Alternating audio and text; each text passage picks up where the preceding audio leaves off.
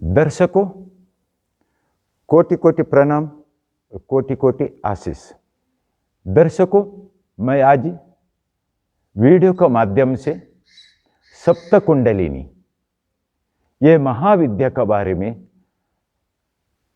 और सप्त कुंडलिनी में आया हुआ 8 सवालों का जवाब का परिपूर्ण जानकारी देने चाहूँगा।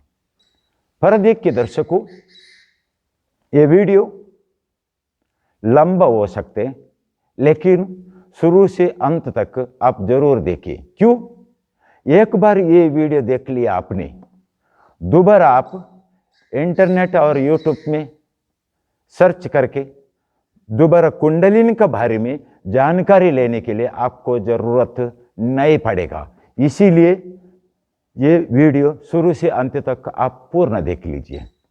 पहला मैं कुंडलिनी में संबंधित 8 सवालों का जवाब देने चाहूंगा। पहला सवाल, कुंडलिनी क्या है?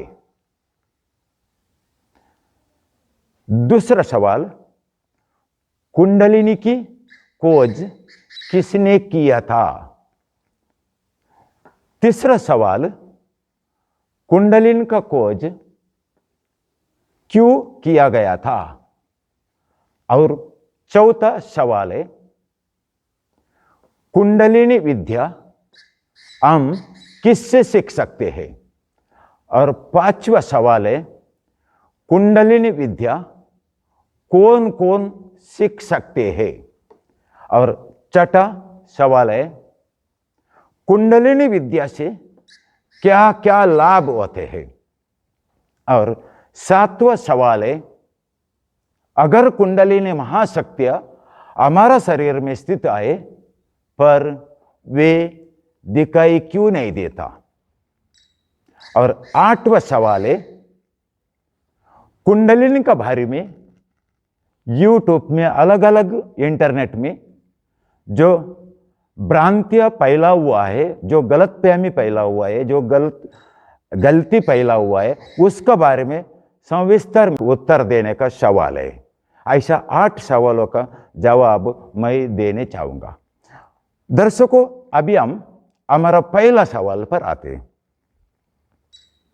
पहला सवाल यह, कुंडलिनी क्या है?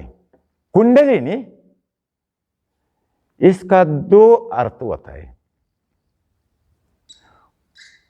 एक कुंडलिनी बोले तो मर्मा करके भी कहा गया, और दूसरा अर्थ होता है भविष्य करके।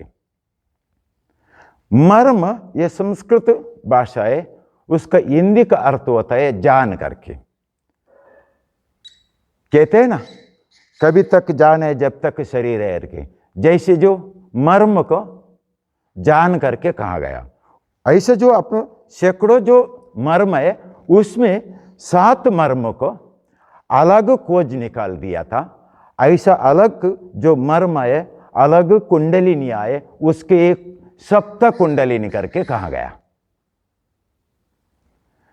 देखिए दर्शकों, पहला कुंडलिनी का नाम है मूलाधार कुंडलिनी, दूसरा कुंडलिनी का नाम है स्वादिष्ठान कुंडलिनी, और तीसरा कुंडलिनी का नाम है मणिपुर कुंडलिनी, और चौथा कुंडलिनी का नाम है अनाहत कुंडलिनी, और 5वां कुंडलिनी का नाम है विशुद्ध कुंडलिनी, और छठा कुंडलिनी का नाम है अजान कुंडलिनी, और 7वां कुंडलिनी का नाम है सहस्रक कुंडलिनी।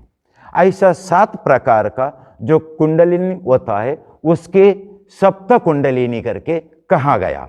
और कुंडलिनी का और एक अर्थ है भविष्य करके। ये पहला कुंडलिनी क्या है, इसका अर्थ संपूर्ण हो गया। और दूसरे सवालों पर आते हैं दर्शकों। अभी दूसरा सवाल ये आए, सप्त कुंडलिनी को पहला बार किसने खोज किया? सनातन का पुरातन में देवादिदेव महादेव शिव शंकर ने इसको खोज लिया था। महादेव ने इसको खोज कर माता जगत जननी आदिशक्ति पार्वती देवी को सिखाया और प्राप्त कराया। आदिशक्ति ने ऋषि मुनि को सिखाया और ऋषि मुनि का द्वारा गुरु शिष्य परंपरा में आकर धरती लोक तक आ गया। ये दूसरा सवालों का परिपूर्ण जानकारी है। और दर्शकों, अभी तीसरा सवाल है। तीसरा सवाल ये, सप्त कुंडलिनी का खोज क्यों किया गया? ये सबसे महत्वपूर्ण सवाल है। सप्त कुंडलिनी का खोज केवल भविष्य जानने के लिए और धर्म का रक्षण के लिए, समाज का सेवा के लिए, लोक कल्याण के लिए और परोपकार के लिए करके सप्त कुंडलिनी खोज निकाला था। सप्त कुंडलिनी कैसे महाशक्ति है हमारे शरीर में स्थित है, उसको एक बार जान लिया कोई और उसको एक बार प्राप्त कर लिया, वो कभी भी जिंदगी में कभी भी नास्तिक कभी नहीं बन सकते। इसीलिए सप्त कुंडलिनी को खोज किया। सप्त कुंडलिनी को खोज करने का जब भी, देखिए दर्शकों, कुंडलिनी बोले तो हमारा शरीर में 108 मर्म होता है। मर्म यानी कि पहले मैंने बताया था जान।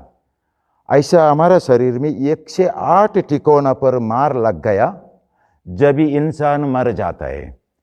पर हम मात्र इतना तक जाना नहीं था। हमने ये सोचा था सिर में मार लग गया, छाती में मार लग गया, पेट में मार लग गया, 3 ठिकानों पर मार लग गया, मरता होगा। नहीं दर्शक, ऐसा नहीं। 108 ठिकानों पर मार लगने से इंसान मर जाते हैं। उसमें से देखिए दर्शकों, उसमें से 108 मर्म से श्रेष्ठ मर्म करके और सबसे बड़ा मर्म करके 7 अलग किया। तो 7 अलग किया, उसी मर्म को सप्त कुंडलिनी करके कहा जाता है। सप्त कोई भी ऐसा भी भ्रांति फैला हुआ है, सप्त कुंडलिनी सांप का जैसा ऐसा पानी मार के ऐसे राउंड मार के बैठते, बहुत सावधान हो जाइए आपको वो, पर ऐसा नहीं है दर्शकों। जो यूट्यूब में आप देखते होगा, वीडियो देखते होगा, ऐसा कुछ भी नहीं है। अगर बाई चांस एक आपको बात बताता हूं, अगर सप्त कुंडलिनी सांप का तरह रहता है के बोलते, अरे मर्मा बोले तो इसका अर्थ मालूम है। जान बोले तो जान किससे अवलंबित रहते है? ऑक्सीजन से, हवा से। जो जान बोले तो हवा है, हवा सांप का जैसा रहता है का? जो हमारा जो सप्त मर्मा है, 7 मर्मा है और 7 जान है, ये सांप है, सांप का जैसा दिखाई देते। जो हमारा जो 7 मर्म है, एक जो सप्त कुंडलिनी में आता है और हवा में निर्मित हुआ महाशक्तियों में बढ़ता है, सांप का तरह नहीं है। इसीलिए इसको 108 से 7 मर्मों को अलग किया, उसी मर्म को सप्त कुंडलिनी करके कहा गया है। चौथा सवाल, हम कुंडलिनी ये महाविद्या किससे सीख सकते हैं? ये मात्र सबसे महत्वपूर्ण सवाल है। ये भी कुंडलिनी ये महाविद्या आप उसी व्यक्ति से सीखिए, एक वो महातपस्वी ब्रह्मचारी हो, नहीं तो महातपस्वी का साधक शिष्य हो, उससे मात्र सीखिए, अन्य किसी से भी आप मत सीखिए। क्यों? देखिए, कुंडलिनी विद्या सिखाने वाले का एक बहुत बड़ा समस्या रहते हैं। कोई भी हम अध्यात्मक अलौकिक विद्या, जो अलौकिक विद्या को हम सिखाते हैं, उसी समय पर हमारा कई विद्या का जो शक्ति का अंश शिष्य का शरीर में भी प्रवेश होता है। इसी कारण से हमारा जो शक्ति कमजोरी होता है, क्या हमारा खुद का शक्ति कमजोरी होकर दूसरों को शक्ति संपन्न बनाएगा?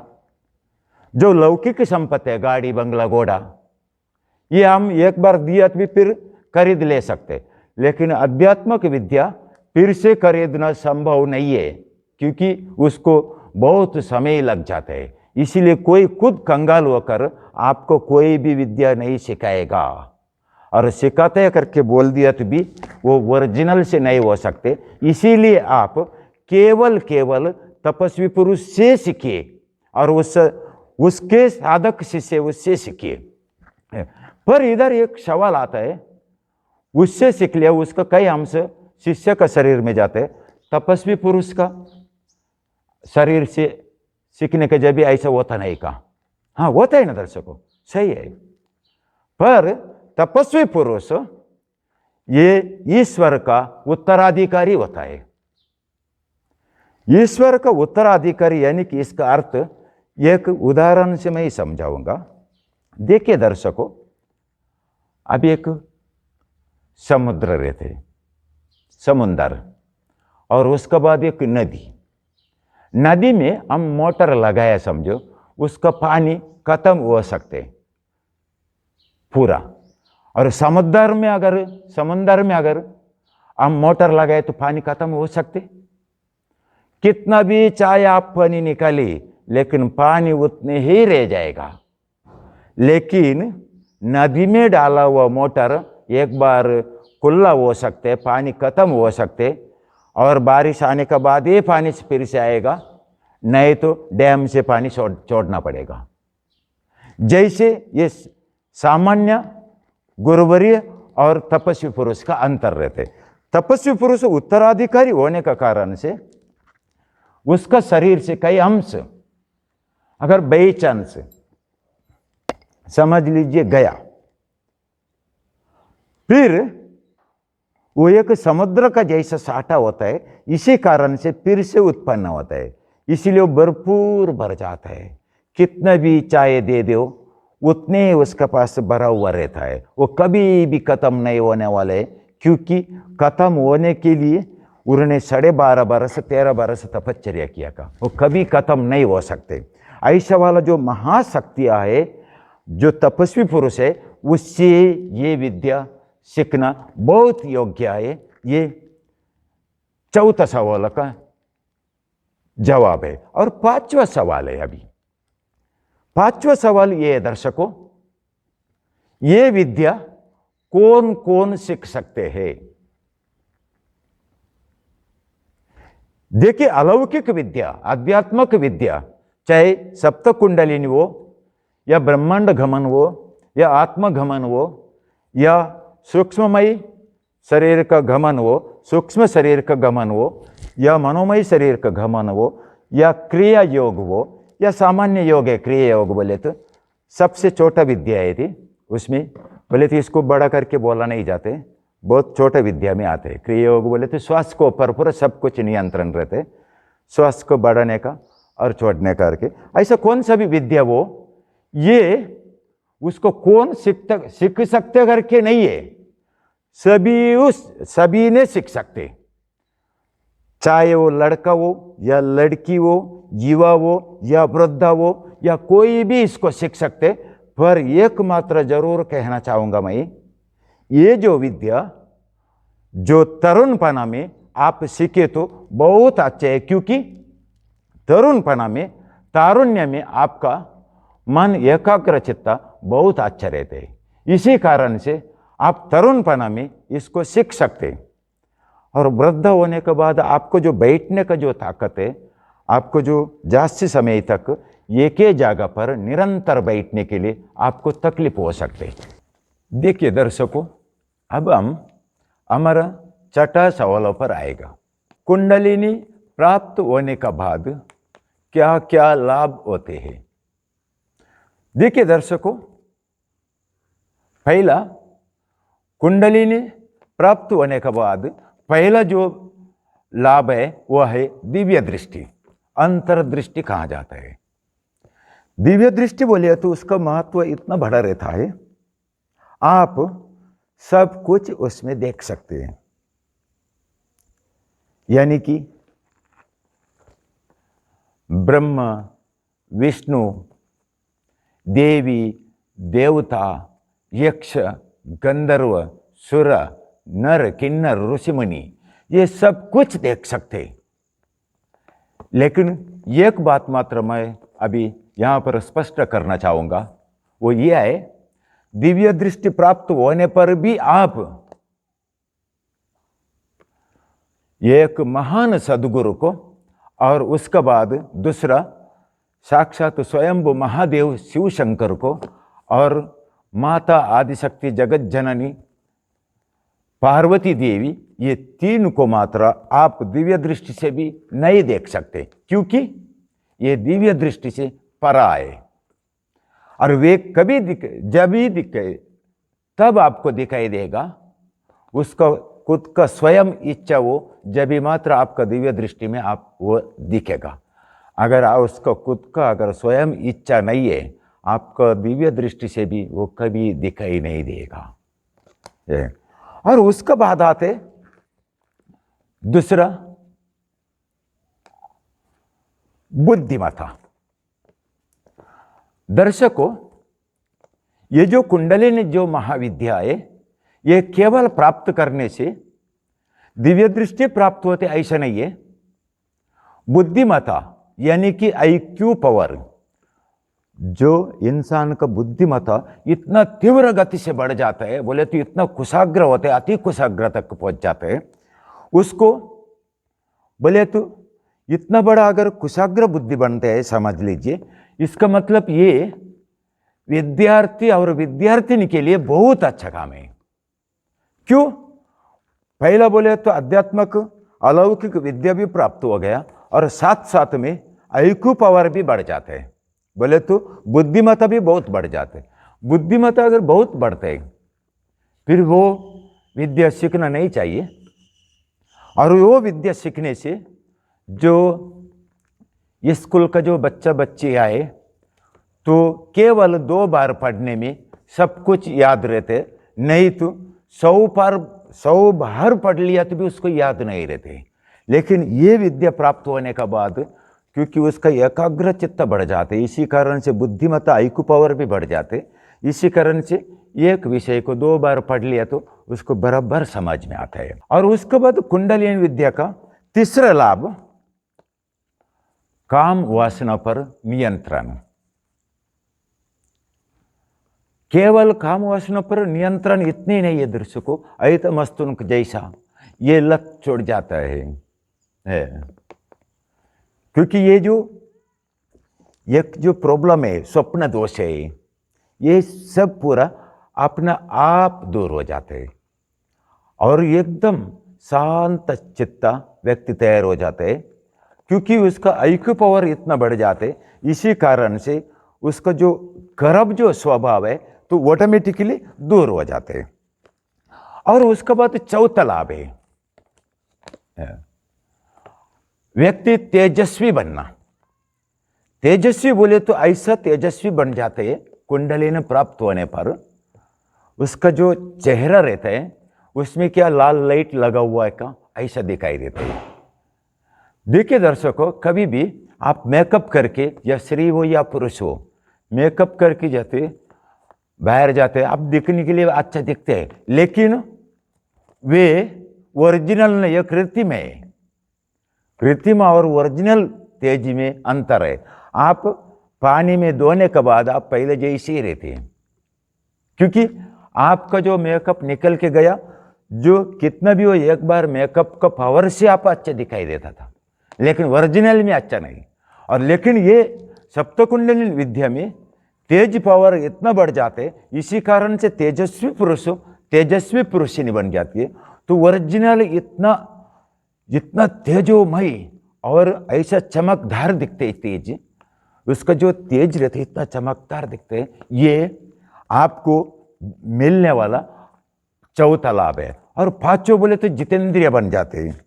बोले तो कोई भी जितेंद्रिय पुरुष बनना और जितेंद्रिय व्यक्ति बनना भी, ये भी बहुत बड़ा कठिन बात है, क्योंकि सब षड विकारों पर नियंत्रण लाना, ये सप्त कुंडलिनी विद्या या अलौकिक कौन से भी आध्यात्मिक विद्या हो, इसमें ये प्राप्त होते हैं। और उसके बाद छठा लाभ है, मन का एकाग्रता बढ़ जाता है। ये मन का एकाग्रता बढ़ना, ये सबसे बड़ा लाभ होता है दर्शकों। इस महाकुंडलिनी से, सप्त कुंडलिनी से मन का एकाग्रता भी बढ़ जाता है। और उसके बाद सातवां लाभ है क्रोध पर नियंत्रण लाना। एक क्रोध भी इसमें कमी हो जाता है, चिड़चिड़ापन कमी हो जाते हैं एक। और उसके बाद 7वां लाभ है आपका स्वभाव शांत रह जाना। जो पहला बहुत चिड़चिड़ापन करता था, आप बहुत क्रोधिष्ट होता था, एक बोलने पर 10 उत्तर देता था, अभी इतना शांत स्वभाव कैसा होगा? इसका कारण सप्त कुंडलिनी कारण है एक। और साथ में इसमें सबसे महत्वपूर्ण सवाल ये था, लाभ ये था बोले तो काम वासना पर नियंत्रण करके, वो सबसे बड़ा इंपॉर्टेंट था। देखिए दर्शकों, काम वासना पर नियंत्रण होता है, अस्तमयतुन लत छूट जाते हैं, और उसमें जो गंदा जो फैला हुआ है स्वप्न दोष, ये सब पूरा बंद हो जाते हैं। काम वासना पर नियंत्रण जरूर आपको मिल जाएगा, लेकिन आप ब्रह्मचारी नहीं बन सकते, क्योंकि ब्रह्मचारी बनने के लिए काम बंधन विद्या सीखना अति आवश्यक है। काम बंधन विद्या और काम वासना पर नियंत्रण, ये दो भी अलग अलग है। उसके बाद व्यक्ति कभी भी, देखिए दर्शकों, कभी भी विचलित कभी नहीं होते, क्योंकि एकाग्र चित्ता इतना बढ़ जाते हैं, कभी भी विचलित होना और दूसरे को फंसाएगा और दूसरे को सताएगा, ये कभी नहीं कर सकते, क्योंकि वो अलौकिक शिक्षण का महाधनी बन जाता है। अलौकिक शिक्षण का जो व्यक्ति महाधनी बन जाते, वो कभी भी किसको फंसाना विसाना का काम कभी नहीं करेगा, और चोरी करने का काम, कौन मर्डर करने का काम, मारामारी करने का काम, ये सबसे अलग रहते। दर्शकों, एक आपको एक बात बताना चाहूँगा मैं, आप भी देखिए जेल में रहते, कोर्ट कचहरी में देखिए दर्शकों, कोई भी गुंडागिरी करता है, किसका साथ मारामारी हो गया, देखिए उसका गले में जाग कर देखिए, उसका गले में माल नहीं रहेगा, क्योंकि वो निगुरा रहेगा, वो मात्र ये झंझट में पड़ेगा। जो मालकर ये जो गले में माल है, अध्यात्मक है, वो कभी भी इसमें पड़ेगा नहीं। और कोई खून मर्डरर है, कोई मालकर आए क्या दर्शकों? देखिए खून करने वाला मालकर ये तो अध्यात्मक है, पूरा नास्तिक लोग है, बोले तो पूरा बोले तो बिगर मालकरी लोग है। ये लोग के लिए कोर्ट और ये पुलिस स्टेशन किसके लिए? जो 5% ये बचा हुआ है बिगर मालकर लोग, उसके लिए है, उसके लिए सब ये पुलिस स्टेशन है। बोले तो इसमें देखिए सप्त कुंडलिनी का फायदा देखिए, इंसान को क्या से क्या बना देता है। 7वां सवाल ये था, अगर हम हमारा शरीर में सप्त कुंडलिनी का जैसा महाशक्ति हमारे शरीर में स्थित है, तो वो हमें दिखाई क्यों नहीं देता? कोई कोई नास्तिक का जो आदत रहते, जो दिखाई नहीं देते, वो सत्य ने असत्य है। कुंडलिनी सूक्ष्म है, दिखाई नहीं देते, इसका वजह से तो झूठ है। आत्मा है, वो दिखाई नहीं देते, इसलिए झूठ है। भगवान है, दिखाई नहीं देते, इसलिए तो वो झूठ है। अध्यात्मक दिखाई नहीं देते, इसलिए भी झूठ है।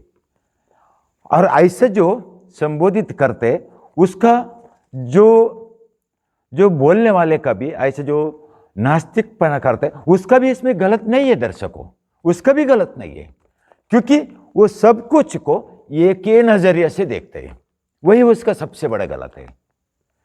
यहां पर आप धोखा खाते हैं, क्योंकि कौन सा भी विद्या वो उसमें एक सत्यता जरूर आए, लेकिन आपका देखने का जो दायरा है वो बदलना पड़ता है। देखिए दर्शकों, मैं आपको एक बात बताना चाहूंगा उदाहरण के स्वरूप से। साइंस विद्यार्थी को सबको मालूम रहते हैं, अमीबा जीव बहुत छोटा सा जीव है। उसी जीव को देखने के लिए हमें चश्मा से वो दिखाई नहीं देता, उसको देखने के लिए सूक्ष्म दर्शक लगाना पड़ता है। सूक्ष्म दर्शक लगाने के जब भी अमीबा नाम का जीव दिखाई देता है, देखिए हमारा खुद का आंखों से नहीं देखा, खुद का आंखों को जैसे बड़ा दिखने वाला सूक्ष्म दर्शक लगाया, जब ही दिखाई दिया। कैसे देखने का नजरिया बदलने का मैंने बताया। जो सूक्ष्म दर्शक लगाया तो अमीबा दिखाई दिया, नहीं लगाया तो जरूर नहीं दिखेगा। इसका मतलब दिखाई नहीं दिया क्यों, तो नहीं करके समझ लेने का। और उसके बाद यूनिवर्स यानी कि ब्रह्मांड। जो ब्रह्मांड सूक्ष्म दर्शक जो यंत्र से दिखाई देगा का, उसको टेलीस्कोपी यंत्र लाना पड़ेगा।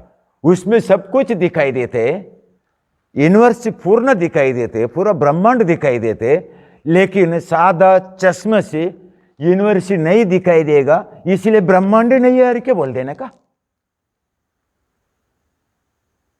क्योंकि आप देखने का नजरिया और देखने का साधन बदलिए, जब सब कुछ दिखाई देता है, सब कुछ दिखाई देते हैं। क्योंकि आप गलतफहमी में मत रहिए।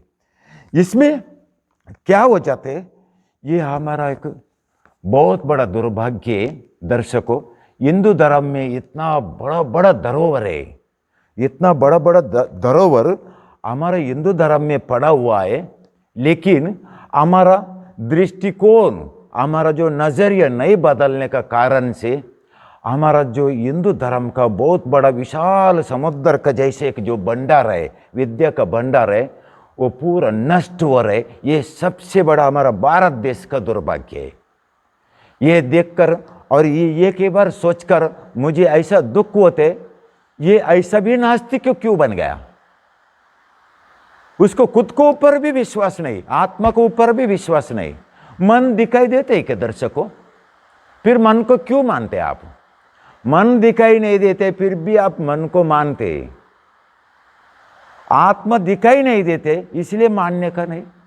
इसलिए मेरा एक विनंती है, मेरा जैसा तपस्वी के पास आकर एक बार आपका सवाल हो, ये कौन सा भी सवाल होगा, उसका एक बार दोहरा के देखिए, उसको उत्तर तो जानिए एक बार, उसके बाद आपको क्या करना है, जो करना है कर लीजिए। इसलिए क्या हो जाते दर्शकों, आप जो ऐसे जो नास्तिकपना करते हैं, इसके वजह से आज हमारा जो पुलिस डिपार्टमेंट है, जो कोर्ट डिपार्टमेंट है, उसको बहुत तकलीफ होते है आपका वजह से। क्योंकि आपके जैसे लोग उसको तंग करते हैं। जाओ मत बोले तो उधर जाएगा, आप वो करो मत करके बोले तो वो करेगा, कानून का विरुद्ध काम करेगा।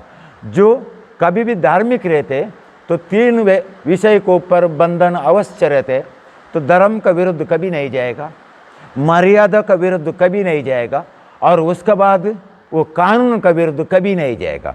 आप ये तीनों को भी उल्लंघन करते हैं, इसीलिए पुलिस डिपार्टमेंट को भी आप बहुत बड़ा सिर दर्द है। इसलिए आप नास्तिक मत बनिए, आपका देखने का जो दायरा है वो बदलिए, और देखने का जो नजरिया किस दिन आप बदल गए, उस दिन आपको समझ में आ जाएगा ये सब कुछ सत्य है। दर्शकों, अभी हम आते हैं 8वां सवाल पर। 8वां सवाल ये है, जो कुंडलिनी के बारे में अलग अलग भ्रांतियां फैला हुआ है, उस भ्रांति को संपूर्ण जानकारी विश्लेषण से आपको देने वाला जो काम है वही 8वां सवाल है। 8वां सवाल में ऐसा भी भ्रांति फैला हुआ है, क्योंकि यूट्यूब पर ऐसे एक एक गुरु बन के बैठा है, उसको देखने के जब भी ऐसा लगता है तो 100 साल का अभ्यास किया हो, 100 साल तो तपश्चर्या करके आया हो, इतना जोर से बोलते ये दिव्य शक्ति वो आए, ऐसे जैसे सांप के जैसे रहते वो जैसे रहते, ऐसा कुछ बने। उसके बारे में कितना विश्वास रखना या नहीं रखना आप तय करें। मुझे उसके बारे में टिप्पणी करने का कुछ जरूरत नहीं, आप खुद तय कर लीजिए। और लेकिन उसमें जो मिथक शब्द है, देखिए दर्शकों, ऐसे भी कहा जाते हैं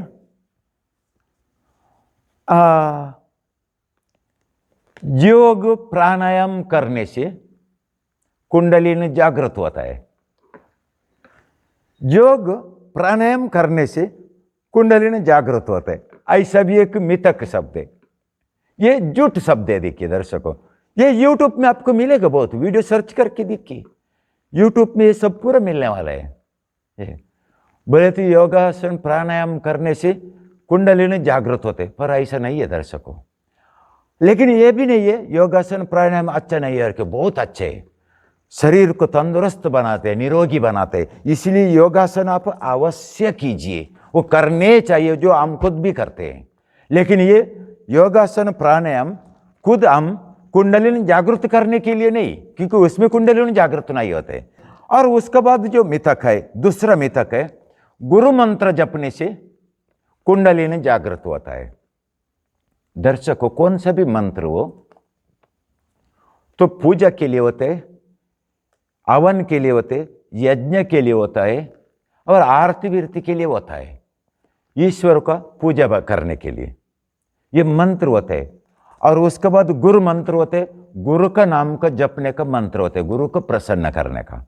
गुरु को प्रसन्न करने का गुरु मंत्र हो सकते हैं, लेकिन इसका अर्थ ये नहीं गुरु मंत्र जपने से यह कुंडलिनी भी जागृत होते है। ये सबसे बड़ा झूठ है, ये सबसे बड़ा मिथक बात है।